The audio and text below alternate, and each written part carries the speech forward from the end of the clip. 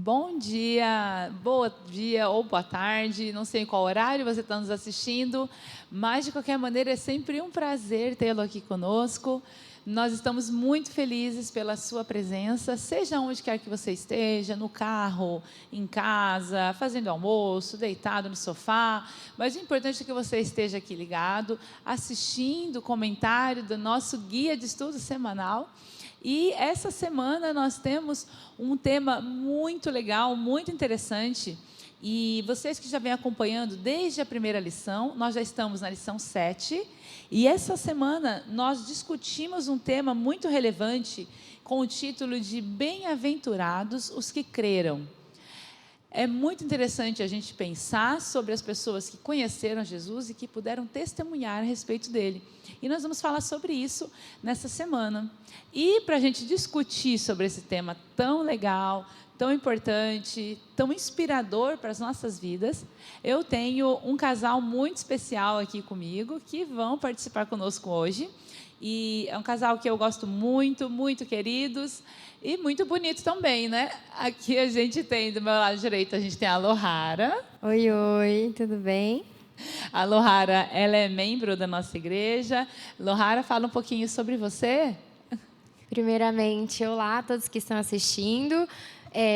Vivian, muito obrigada pelo convite, fiquei muito feliz, né? Muito honrada, porque participar assim, com pessoas de tanto gabarito é uma responsabilidade de tanto. Meu nome é Lohara, eu sou membro aqui da Igreja Adventista Central de Londrina, faço parte da classe aqui de Escola Sabatina dos Jovens Mais, né? Que são mais de 30 anos. Eu acho que, assim, para falar sobre mim, é mais isso mesmo, minha ocupação. Eu sou atuante na área da saúde, né? Sou médica. E hoje estamos aqui justamente para falar da parte da saúde espiritual, que também é uma responsabilidade e tanto, né? Isso mesmo. Obrigada pela sua presença, obrigada por aceitar o convite, Lohara.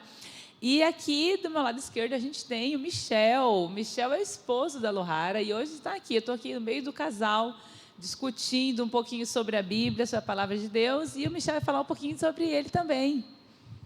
Olá a todos, como já foi apresentado, sou Michel, sou professor de Geografia, sou casado com essa linda moça que está aqui na poltrona, meio distante, né, mas tudo bem.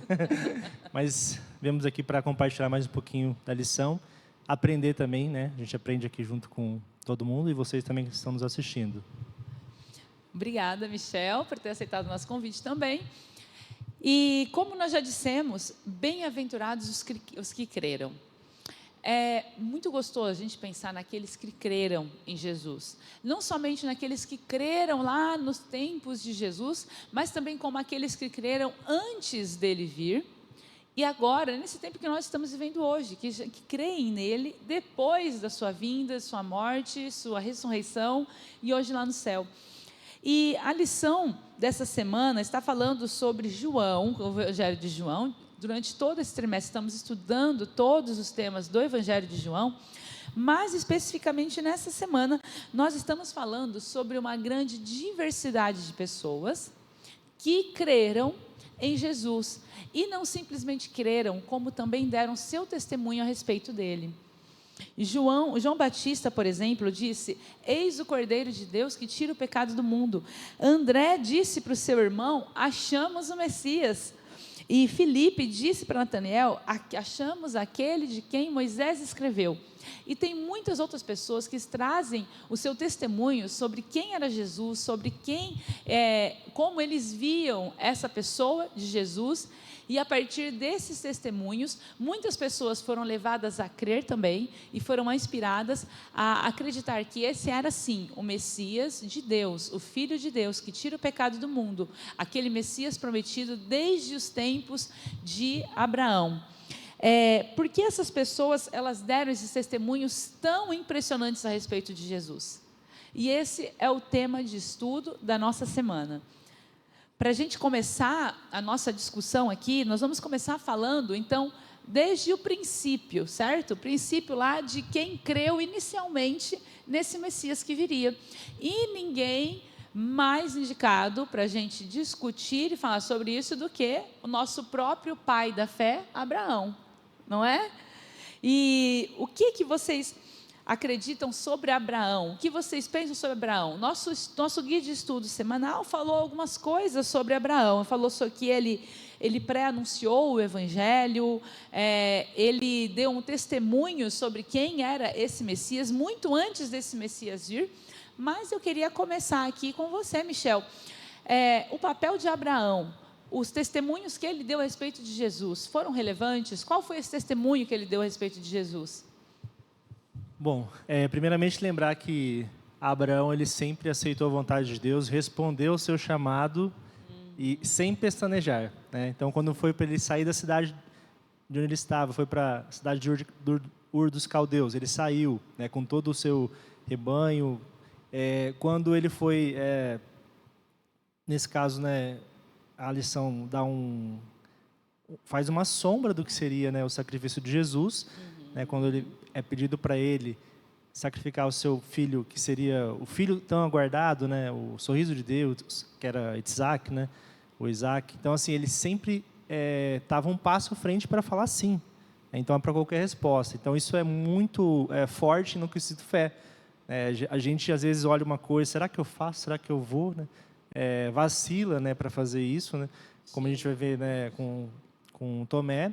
E outra coisa interessante também é que Abraão, né, você falou de fé, mas ele também seria, talvez, o personagem que mais recebeu promessas, né? Porque da sua descendência, né, nasceria o Salvador. A sua descendência seria muito abençoada, seria tão numerosa como as estrelas do céu.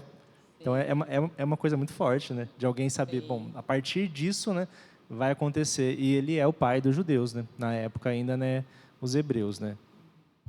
E tem mais um ponto interessante que a gente observou ali também no estudo dessa semana, que ele recebeu essa promessa, como você falou, que a partir dele, que dele viria o Messias. Da linhagem dele viria esse Messias, a partir dele viria um filho que seria abençoado, porque ele se tornaria o pai de todas as nações dessa terra. E aí vem o Messias. E essa bênção desse Messias, essa promessa desse Messias, foi algo que ficou muito forte e muito latente, né, na vida de Abraão o tempo todo, né?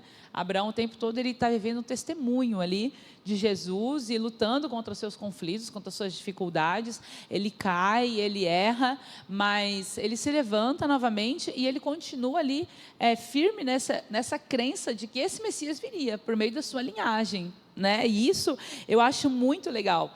E a lição comenta também para a gente que no final, que Jesus se refere a Abraão também, ele fala lá, num momento lá em João 8,58, ele fala assim que antes que Abraão existisse, Jesus disse: Eu sou. Eu sou. Jesus disse, eu sou. E os líderes da nação judaica, eles compreenderam isso, né? Que Jesus tinha falado. Tanto que eles compreenderam que eles entraram ali em uma comoção para tentar acabar com Jesus por causa disso. Mas Jesus já deixou isso, mas Jesus já se referiu, querendo e deixando claro, deixando sinais de que ele era aquele Messias que Abraão esperava.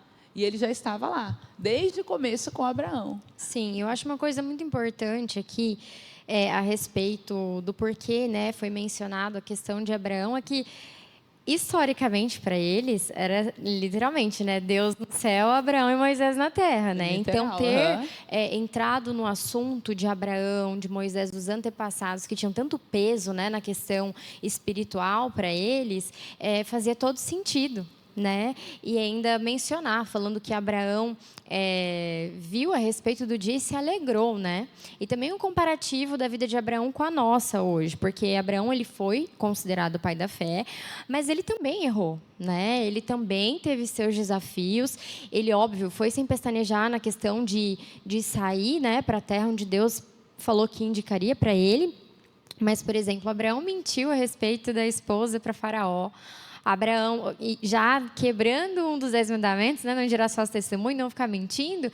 Depois, de novo, com Agar, questão do adultério, porque apesar da poligamia ter sido algo normalizado, né, não deixava de ser uma transgressão da lei de Deus. Né? E aí aquela coisa, aquele nosso jeitinho de querer fazer a parte de Deus, né? Porque Sara, naquele momento, ela falou para ele tomar outra mulher como esposa para ele ser o pai, né? Então, assim, em paralelo com Abraão, Sara não creu tanto, né? E também o conflito com a questão de Abraão quando teve Ismael, né? Pensando até que realmente ele poderia ter sido o filho da promessa, até que não veio o anjo, falou diretamente com ele, né? Dizendo que não, que seria filho de Sara, para ele realmente, digamos assim, ficar mais tranquilo em relação a essa divisão, né, entre Ismael e o próximo filho. Sim, e em vários pontos, isso que você falou, eu acho isso muito interessante, o que Deus faz com aquele filho que está disposto a servi-lo, a fazer a sua vontade, né, que se coloca diante dele. Isso é extrapolando um pouco a nossa ideia, do nosso tema da lição, mas eu gosto de pensar em Abraão nisso. O pai da fé, em inúmeras vezes, faltou fé. Exatamente, né? Inúmeras vezes ele deu um sinal claro de que faltou fé. E depois, no final da sua vida, ele foi considerado o pai da fé, porque mesmo faltando fé, mesmo falhando, ele não desistiu, ele ficou ali, Mas, Vivian, persistiu. Eu concordo com você, né, que todos somos falhos e fracos, né? Mas só que ele teve uma experiência talvez única, né, se a gente pegar o contexto bíblico, do que Deus passou, né? Que ele entregou o único filho, né? E nesse momento, acho que era o momento de maior sacrifício que ele podia fazer ali, né? Eu acho que é justamente isso, porque ele passou por provas, né? Essa questão de onde ele cometeu seus deslizes, assim, mas na maior das provas, né? Que é um sentimento que unicamente Deus consegue entender. Hoje em dia, você não vê ninguém pedindo por aí seu filho para morrer, entende? Então, assim, o sentimento que Abraão sentia naquele momento ali de ter que entregar o único filho, assim, óbvio que ele tinha Ismael, mas o filho da promessa que a gente está falando, né, numa idade já avançada, e ele não ter duvidado disso daí, né? Apesar de toda a luta, né, todo o conflito, ele foi. E também, assim, todo o contexto de vida, toda essa história dele, né, que a gente falou, os momentos que faltaram a fé, tudo isso ajudou para ele crescendo e construindo um conhecimento de Deus, um relacionamento com Ele, que foi o fortalecendo para até chegar nesse momento de entrega o seu filho, né, sacrifique seu filho para mim, por mim, né, ele foi capaz de chegar até nesse ponto, né? Porque a sua fé já estava sendo aperfeiçoada num relacionamento ali íntimo. Sim. Um contato com Deus. Eu acho que é a partir dali que ele começa a ser chamado, né? O pai da fé, porque foi o maior exemplo de fé que alguém poderia ter. Sim, exatamente. Isso foi servindo para fortalecer ainda mais a fé dele e estreitar o relacionamento com Deus, né? De confiança. E até eu e o Mi estava conversando em casa a respeito também do exemplo, né? Por que razão? Porque a gente tem ali Isaac, um rapaz jovem, forte, que podia ter simplesmente, não sei, de última ter matado o pai, ou ter agredido o pai, ter fugido, ter corrido, né? Falando, eu não vou passar por isso, não. Mas o exemplo que Abraão foi para ele também como fé, né? Porque mesmo que Isaac, em tão pouca idade, não tivesse um relacionamento tão estreito com Deus, ele tinha o relacionamento estreito com o pai, o qual tinha um relacionamento estreito com Deus. Então, serviu para ele de espelho, né? A fé do pai dele, o comprometimento do pai dele com Deus. O pai, com certeza, dava testemunho desse Deus para esse filho, né? Sim. Então, o testemunho de Abraão excede ali as nações, o testemunho que ele deu para todas as nações sobre quem era o Jesus. Mas ele também testemunhava, com certeza, dentro da sua casa, para o seu filho, para o seu acampamento, né? Para as pessoas que o cercavam. Muito legal, isso é muito interessante. E também teve mais uma pessoa que deu um testemunho que foi muito legal, foi um dos testemunhos, assim, eu acho que um dos mais emocionantes que a gente tem na Bíblia a respeito de quem era Jesus. E essa pessoa era uma mulher chamada Maria. E eu queria começar com a Lohara, perguntando para a Lohara sobre o testemunho de Maria. Lohara, você pode contar para a gente o testemunho de Maria? Maria, ela estava assim, muito grata a Deus, né? O testemunho dela com aquilo que ela fez foi uma demonstração da gratidão, né? Maria ali a gente vê que ela pega um vaso com um perfume absurdamente caro e ela entrega tudo o que ela tem de melhor para Deus. Ali do que a gente pôde ler, né, a respeito durante essa semana. Até nos outros livros, né, de Espírito de Profecia, por exemplo, fala a respeito que ela já estava ouvindo Jesus falando sobre a morte dele, né? E que o objetivo disso daí era ser usado na morte de Jesus, né? Até ou começar a surgir a hipótese dele ser aclamado rei, né? Então ela resolveu fazer uma demonstração de gratidão realmente em vida, né? Ali para Jesus. E como dizia o meu avô, quando a gente recebe alguma coisa de quem morreu, é herança, você não tem opção de escolha. Mas quando a pessoa está viva e te dá alguma coisa, é um presente. E se alguém dá um presente, é porque ela está escolhendo isso, né? E a gente vê que realmente, se ela tivesse feito isso enquanto Jesus estava morto, Jesus não saberia, né? Porque não tem consciência. Mas naquele momento ela escolheu presentear Jesus.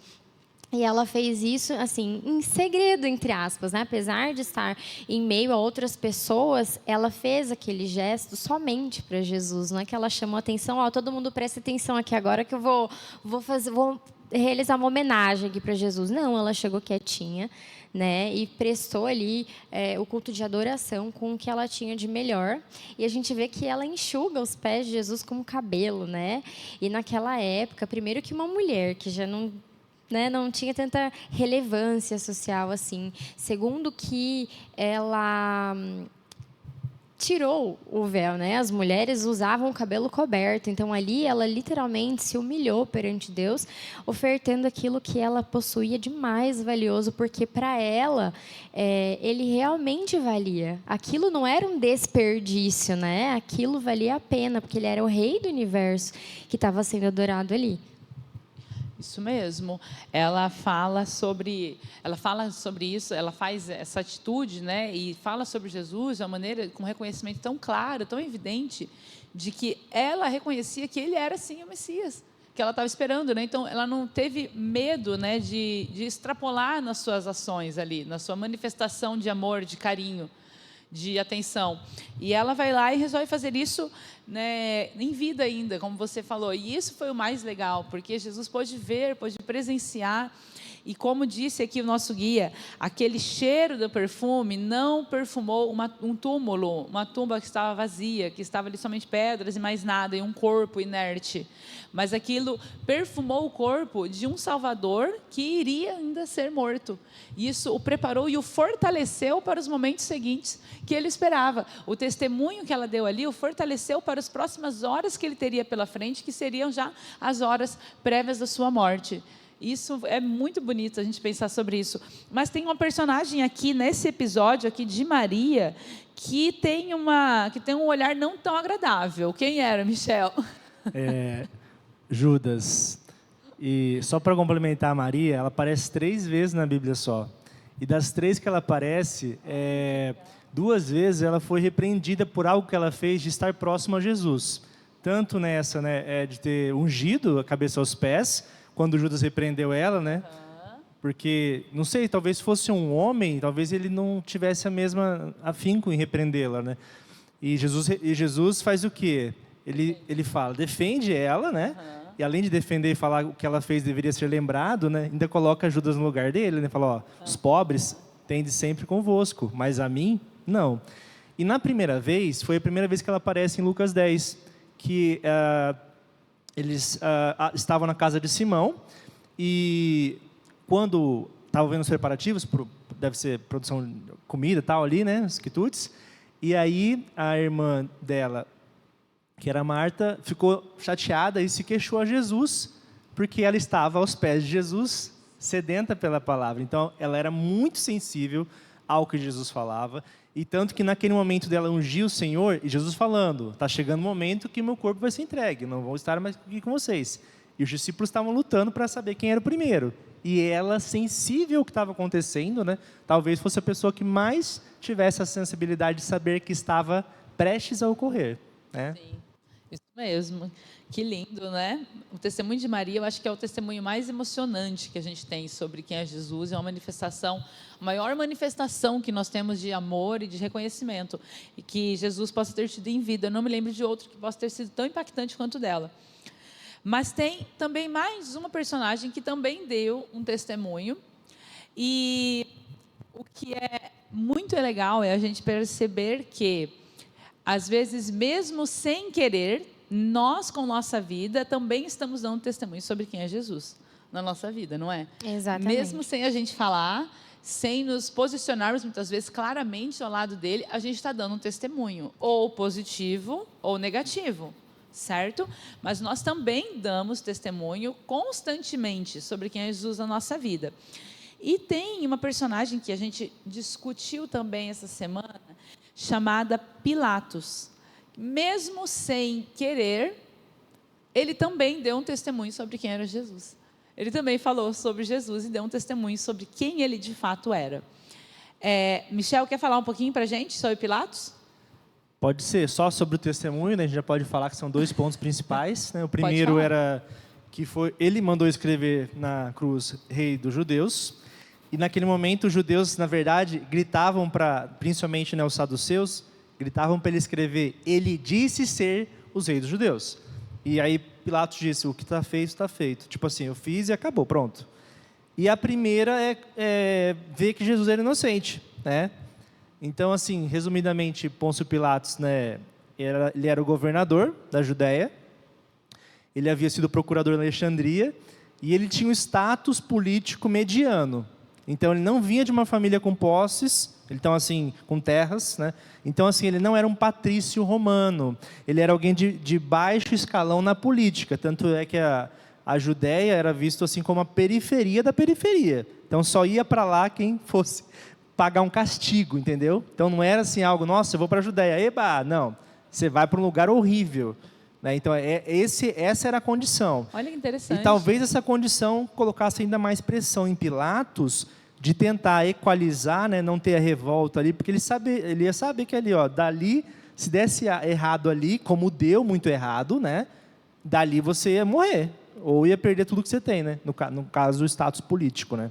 Então, ele tinha essa pressão de Roma, né, para conseguir controlar as rebeliões, porque ali era uma terra quente de rebeliões entre os samaritanos, né, a gente sabe, os judeus. Então, existia ali uma série de controvérsias que Pilatos, que era considerado um homem violento pelos historiadores, como Joséfo, né?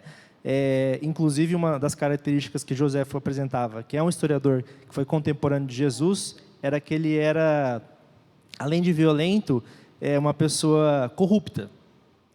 E aí, quando você pensa, né, que ele escolhia, por exemplo, o sumo sacerdote como Caifás, né? Então, você imagina que ele tinha ali um momento, uma ligação, né, com o que está acontecendo com Jesus. Então, ele foi, sim, responsável, né, pela morte de Jesus, porque ele poderia ter dado salvo-conduto, né, mas não o fez. Por medo e pressão, ele hesitou. Né. Uma coisa que eu acho muito interessante a respeito de Pilatos é que ele inocentou Jesus 3 vezes, né, falando que não achava nele culpa alguma. E você vê uma pessoa que ela não tinha afinidade nenhuma com Jesus, né, não tinha contato próximo com ele. E é engraçado assim, ele inocentou até sem querer, entre aspas, né? Porque apesar dele acreditar realmente que ele era inocente, tinha essa questão no sentido pejorativo, o rei dos judeus, mas não deixava de ser verdade. Né? Foi no sentido pejorativo, mas realmente era real. E a gente vê... Por assim, isso que ele deu um testemunho involuntário, né? Exatamente. Sem ele querer, ele fez, ele deu um testemunho. E no paralelo com o que aconteceria depois da morte de Jesus, a questão de Pedro. Pedro, que tinha ligação íntima com Jesus, que sempre estava ali, negou Jesus 3 vezes. Você vê uma pessoa que não tinha intimidade com Deus, inocentá-lo 3 vezes, e a pessoa que literalmente comia com Jesus, dormiam no mesmo acampamento, estavam ali ligados o tempo todo, né? Negando Jesus 3 vezes. O engraçado é que não tem o sem querer, né? Por acaso na lápide, né, da cruz estava Rei dos Judeus. Tanto que quando Pilatos fala para Jesus, você não sabe que eu posso te libertar? E ele fala o que para Pilatos? Você tem autoridade sobre mim porque meu pai te deu. Então, assim, eu acho que assim, Pilatos devia ficar desconcertado com a fala de Jesus. Então, assim, devia perturbar muito isso ele, e a gente sabe que perturbou, né? Tanto que 3 anos depois de tudo isso acontecer, ele foi deposto, né? Então, houve uma confusão em Samaria por um falso profeta que dizia que achou um lugar dos vasos sagrados, de Moisés. Então, assim, uma coisa do tipo, ele construiu um templo, se reuniram lá e não foi a primeira vez, né, que isso acontecia. Pilatos mandou o exército lá e muitos foram mortos. E aí ele foi acusado de genocídio. não era a primeira vez que ele fazia isso. Em outros eventos já aconteceu isso também, historicamente falando, né? Então, assim, essa questão de ele ter como característica ser violento, né? Porque ele tinha uma ascensão militar, né? Então, por isso ele foi retirado de lá, foi exonerado, e no caminho até Roma, né, ele acaba a história ali. Ele foi para Roma e ali você tinha, né, o final dele, né, que se divide, né, entre o suicídio, fugiu, né, então ficou por ali, né. Olha que interessante, eu não sabia esses dados sobre Pilatos, muito bom, muito interessante. Pilatos, então, deu também seu testemunho, mesmo sem querer, não adiantou nada se tornar, como brincam aí, né, a gente está vendo, no período de eleição o pessoal fala muito isso, né, os isentões, né, então Pilatos quis ser um isentão e acabou não dando certo para ele do mesmo jeito, lá na frente não adiantou nada, essa postura dele. E agora, a gente vai falar um pouquinho sobre Tomé. Tomé também é uma pessoa que deu um testemunho sobre Jesus. Mas diferente dos outros testemunhos, e a gente está vendo um testemunho de cada forma, né? O primeiro testemunho de Abraão, aquele que antes de ver a Jesus, antes de Jesus vir, já tinha dado o seu testemunho para o mundo sobre quem ele cria ser esse Jesus. Aí nós falamos também sobre Maria, um testemunho impactante de amor profundo sobre Jesus. Aí passamos para Pilatos, um testemunho involuntário, e agora Tomé, que é um outro tipo de testemunho. Tomé andava próximo de Jesus, Tomé acompanhou Jesus, foi um dos seus discípulos, mas depois que Jesus morre e ressuscita, Tomé tem a oportunidade de dar um testemunho muito bonito a respeito disso. Afinal de contas, ele estava próximo de Jesus. Ele conhecia Jesus, ele já tinha ouvido as histórias e ouvido algumas vezes que o tempo de Jesus estava chegando, acompanhou provavelmente a sua crucifixão, tudo. Então, Tomé estava ali por dentro de todo esse contexto. Mas, quando Jesus ressuscita e surge essa notícia, Tomé para e fala assim para os seus amigos, né, para os seus irmãos, fala assim, olha, só vou acreditar se eu ver. Eu só acredito vendo. E a gente usa esse termo hoje, né? O pessoal até brinca, né? Tem que ver para crer. Não, eu sou pior do que Tomé, gente, porque é aquela coisa, né? Tem que ver para crer. Eu vendo, não acredito. Eu tô vendo aqui e falo, não acredito que eu tô vendo isso, entendeu? Sim. Eu sou pior do que Tomé, porque Tomé viu e creu. Eu vejo e ainda não acredito. Aí Tomé vem com esse testemunho de dúvida. Sim, e eu acho interessante o seguinte, né, que realmente a memória do ser humano é bem curta. Porque Jesus teve seu tempo de ministério, né, e Tomé teve sua participação nesse ministério, né, na pregação do evangelho, esteve ali presente com Jesus, viu os milagres, participou ali com os discípulos que eram sua família, né, seus irmãos na fé, e ele ficou conhecido pela dúvida. Pela né? pior Então, parte. Pior parte, o ser humano só lembra as coisas ruins. Ele tira tudo que tem, né, que antecede, tudo que é bom, e só se apega àquele 1% daquele momento difícil, né? Eu tenho uma pergunta para vocês. A dúvida é importante para a gente crer?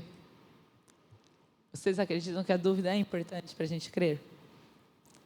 Acho que muito próximo da dúvida, né, um limiar estreito, tem um questionamento, né? Porque só a dúvida, né, ela é gerada no nosso coração, eu acho que sim, né? E aí você se questiona, né, usando o que você tem de experiência, desde a experiência mundana, né, que é físico-material, né, com a experiência, né, que seria o sobrenatural. E eu acho isso interessante, né, porque Tomé, ao falar isso, né, isso não foi só a fala de Tomé, muitos outros pediam sinais para Jesus, inclusive Pilatos, inclusive Caifás, os saduceus. A multidão desce fogo do céu, né? A multidão que viu Jesus ali multiplicar pães e peixes. Que sinal que o Senhor vai fazer para mostrar para a gente? Exatamente. Mas eu acho que ainda a gente vive essa mesma realidade, depois de 2000 anos. Eu quero acreditar num Deus, mas ele tem que ser isso aqui. Então, naquele momento que Tomé fala, olha, eu acredito, mas se eu colocar a mão na ferida... Então, Tomé passou a criar... Ele racionalizou a fé dele, né? Olha, eu acredito sim, eu vou ter fé se acontecer isso. Então, eu vou ter fé em Jesus se o meu carro, que é branco, ficar amarelo. Né? Então, a gente passa a criar um direcionamento, né, perigoso. Né? E condicionar a fé, né? A gente condiciona a fé.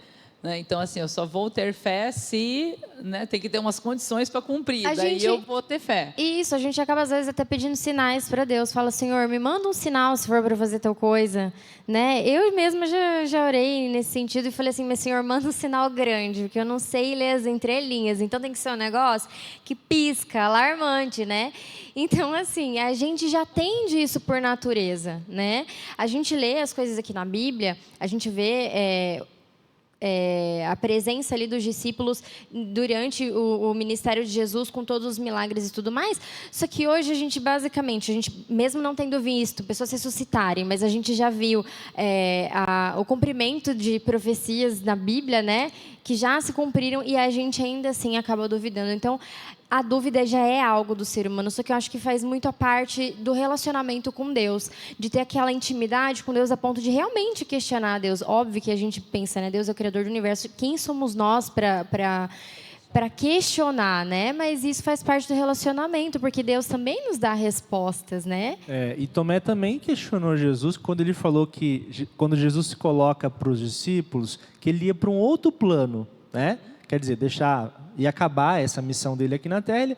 E aí Tomé fala, mas onde é isso? Tipo, como que é? Que caminho que eu tenho que seguir, né? Então ele queria saber, tipo, como que era, porque muitas coisas que Jesus falava, né, eles não entendiam de forma literal, né, em vários textos da Bíblia. Então ele era também esse questionador, né? E uma coisa interessante que eu li sobre Tomé é que ele também era um corajoso, ele era uma pessoa que era proativa.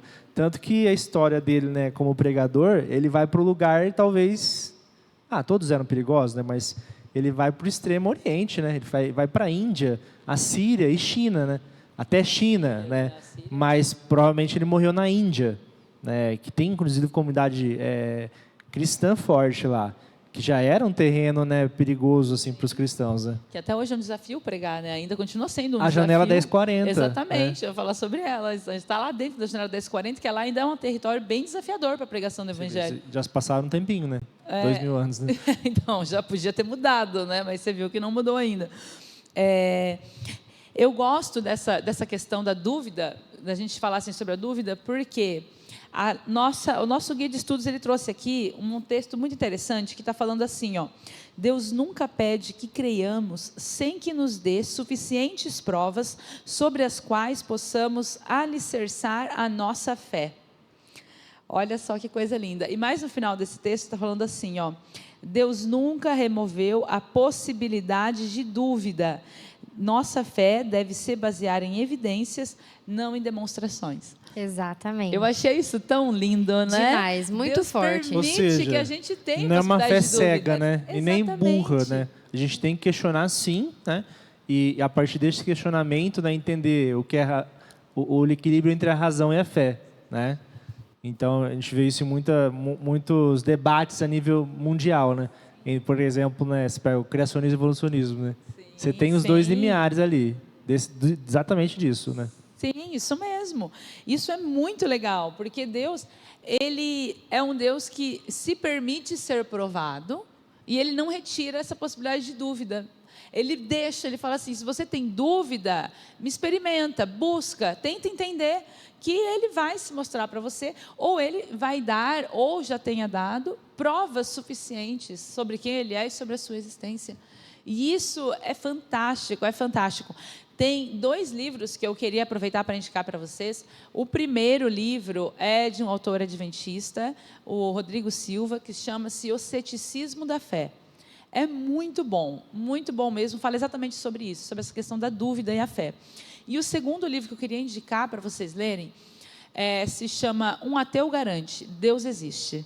É de Anthony Flew, isso, um livro de Anthony Flew, e ele é excelente. Anthony Flew foi um grande ateu da década do século XX, né, ali, da década de 80, aproximadamente, e foi um dos maiores nomes. Depois dele, Stephen Hawking, né, já ocupa o lugar dele como principal ateu da época. Mas ele, no final de sua vida, na última fase da sua vida, na idade mais avançada, ele passa a crer em Deus. Ele começa a crer em Deus e, por alguns estudos que ele faz mais aprofundados sobre as moléculas de DNA, ele começa a ver que existe, sim, um design inteligente. Existe alguém por trás. E aí, Anthony Flew descobre que Deus existe no final da sua vida. E ele publica esse livro que carrega esse nome. Por isso que ele fala, um ateu garante, né? Deus existe. É um livro muito bom, muito legal. E é interessante a gente ler, porque fala justamente sobre esses temas, sobre a dúvida e a fé. Então, fica a dica para vocês. E para a gente finalizar a nossa conversa aqui hoje, a gente tem que pensar agora sobre o nosso testemunho a respeito de Jesus. Como deve ser o nosso testemunho a respeito de Jesus? Qual é o meu testemunho a respeito dele? Quer falar para a gente, Nohara? Eu ouvi uma coisa que eu achei muito interessante, que nós não somos o que nós falamos, né? Quem nós somos fica evidente nas nossas ações, né? Então, assim, como disse também a Mari, falar até papagaio fala, né? Eu quero ver ele bater palma. Então, assim, as nossas ações, elas testificam do Deus a quem nós servimos, né? Daquilo que nós cremos. Não basta só a gente falar, eu acredito em Jesus, e ser uma pessoa arrogante, uma pessoa que maltrata todo mundo, uma pessoa que não tem empatia pelo próximo, né? Uma pessoa que não se coloca no lugar de outros, que fazem coisas propositalmente, que sabem que vai magoar, né? Que vão machucar outras pessoas. Como que você crê num Deus? Como que você fala sobre perdão, sobre amor, sobre morar no céu com pessoas as quais você prejudica intencionalmente, né? Então, assim, as nossas ações são realmente a demonstração, tanto como fé, né? As boas ações, digamos assim, é a fé em ação, né? A fé em prática. Aquilo que nós acreditamos, aquilo que nós temos como base também da nossa fé, também fica explícito através do nosso comportamento, né? Na nossa casa também, como com outras pessoas, porque também é muito fácil, às vezes, a gente ser muito bonzinho fora de casa e, literalmente, dentro de casa, ser uma pedra de tropeço, né? Na vida, no cristianismo, no lar, né? Para os filhos, para o marido.